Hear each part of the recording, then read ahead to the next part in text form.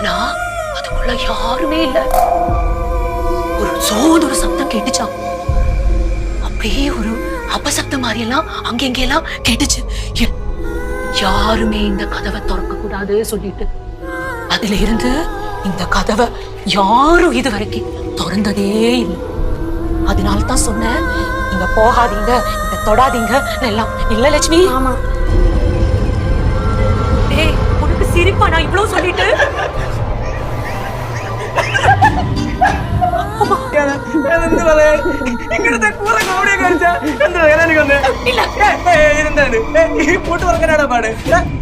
പോയി കാണുന്നു കൊല്ലങ്ങളാട്ട് കിടക്കുന്ന സാധനമല്ലേ